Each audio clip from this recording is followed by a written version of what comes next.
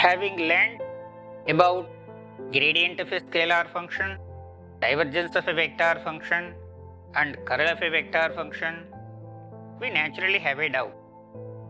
When gradient of scalar function is a vector quantity, can you think of divergence of gradient of f?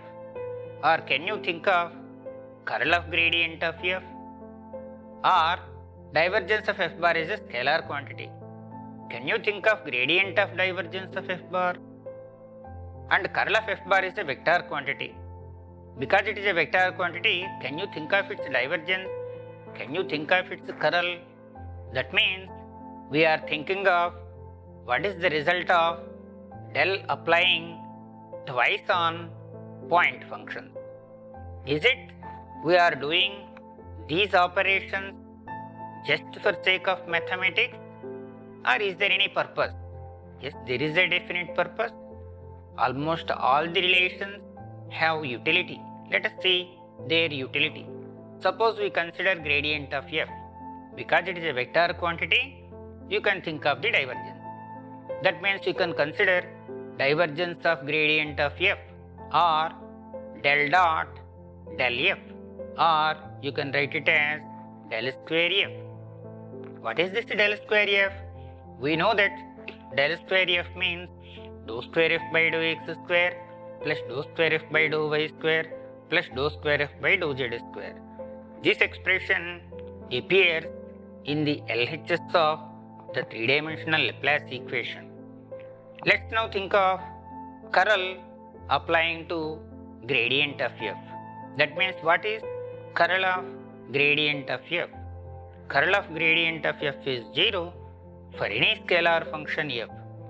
Does it have any significance? Yes, we can compare it with curl of f bar is equal to 0 for an incompressible flow or for a conservative force. When you compare these two, we observe that an irrotational vector or a conservative force can be expressed as gradient of a scalar function. Of course, in physical applications we write f bar is equal to minus gradient of phi or minus gradient of f. What is this f? This f is called the scalar potential. F is called the scalar potential.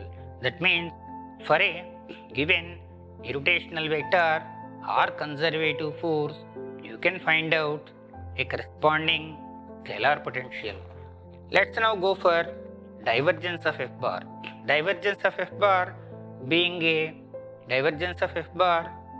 scalar quantity, you can think of gradient of divergence of f bar. Gradient of divergence of f bar can be seen to be curl f bar plus del square f bar. Curl f bar plus del square f bar. This is used in certain manipulations involving, say, various quantities in fluid dynamics. Another quantity, let us see, curl f bar. The third quantity we have learnt earlier is curl f bar. Curl f bar is a vector quantity. You can think of its divergence. So divergence of curl of f bar, what is it? It is equal to 0. Is it true for any vector function f bar? Yes, it is true for any vector function f bar. We also know that for a solenoidal vector or for an incompressible flow, divergence of f bar is 0. So when you compare these two, you observe that one vector function g bar can be expressed as curl of f bar provided the divergence of g bar is equal to 0. In which context does it or will be useful? It will be useful in particular in electromagnetic field theory.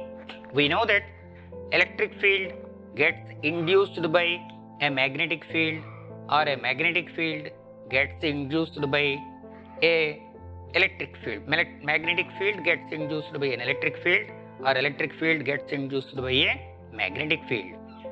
For a magnetic field, we know that the divergence is 0. Suppose B bar represents a magnetic field, then divergence of B bar is equal to 0. That means B bar can be related to curl of the electric field. actual relation is minus dou B bar by dou T is equal to curl of E bar if E bar is the electric field. Another relation, curl F bar, because it is a vector quantity, you can think of the curl of it.